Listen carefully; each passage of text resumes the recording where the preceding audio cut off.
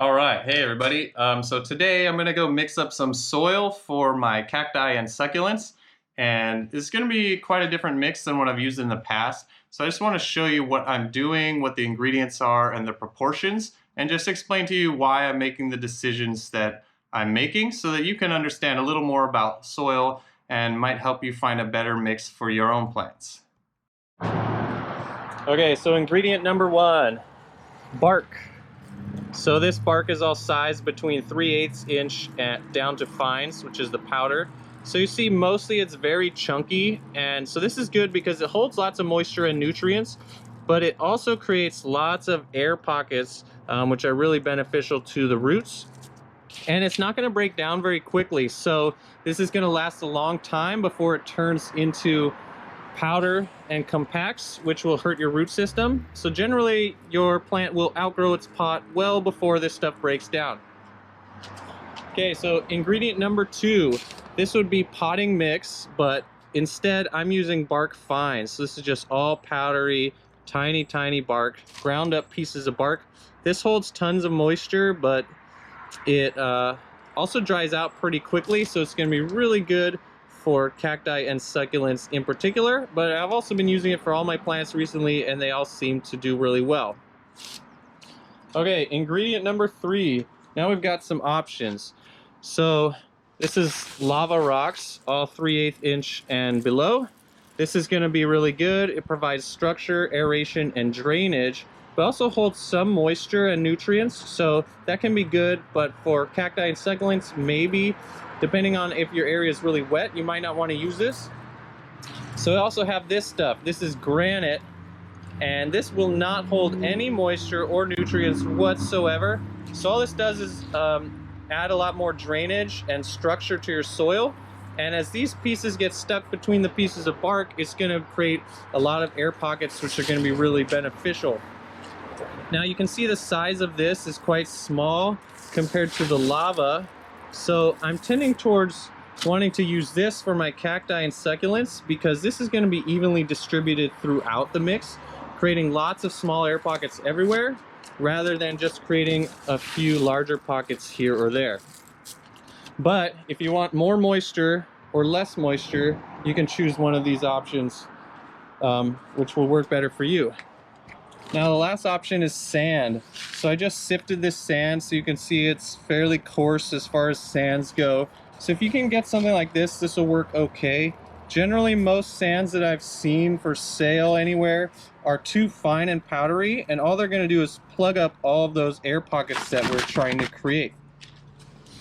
So if you don't have all these ingredients, all you need is bark, some kind of regular potting mix, and then you can use perlite instead of one of these other gritty options. Okay, so real quick, let me just show you why I don't really like perlite anymore.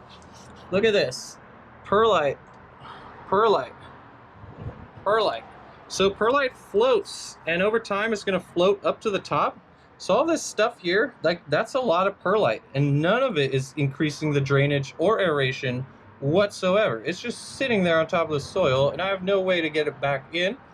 So the fact that perlite floats is pretty annoying to me, but the benefit of perlite is it's extremely light. So if you're working with large pots, they can get really heavy if you're adding lava and other rocks. But in general, for me personally, I much prefer something other than perlite. Okay, so real quick, let's show you some stuff that I potted up last year. So first up, this little cactus is in this full gritty bonsai mix. And this works really well for my indoor succulents, but outdoors it just doesn't hold enough water at all. And I find that even with the cactus, I'm watering it at least once a week, which to me is just way too much. Now these beautiful Euphorbia mock variegatas are in a 5-1-1 mix. So that's 5 parts bark, 1 part potting mix, 1 part perlite. That is an excellent mix for most plants, but for these guys, you gotta let them dry out all the way. And so by the time you're ready to water them again, all of the mix just gets really hydrophobic, which means it starts to repel water. So as you pour water on, it's just creating a puddle. And then it starts to run through all of the holes, but it doesn't actually get the whole root ball wet. So for plants that need to dry out fully, the 501 is very, very difficult to re-wet. All right, so here's what we're doing. 1 part bark and another. Okay, 2 parts bark,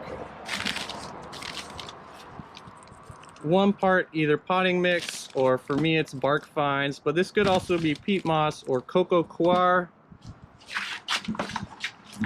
And then we're gonna do 2 parts of the grit. So I'm using granite.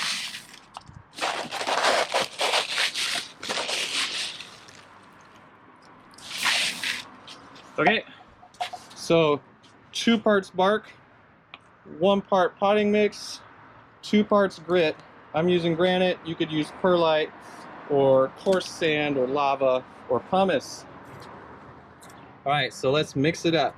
All right, so does that look good or what? I think this looks pretty darn good. I'm happy with the size of that granite in there. It's just kind of gets in and distributes itself very well. So you can see there's bark and grit everywhere, and there's just enough powder in there to hold some moisture. But my cacti and succulents should be quite happy in this. Okay, so that's it. So I'm gonna get to doing some repotting here early spring. I'm really excited for this year.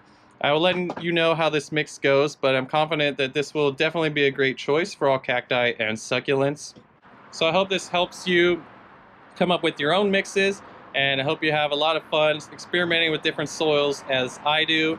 I'm probably gonna go try another mix with lava instead of granite and just see how those play out. But again, thank you for watching. I will see you next time. Cheers.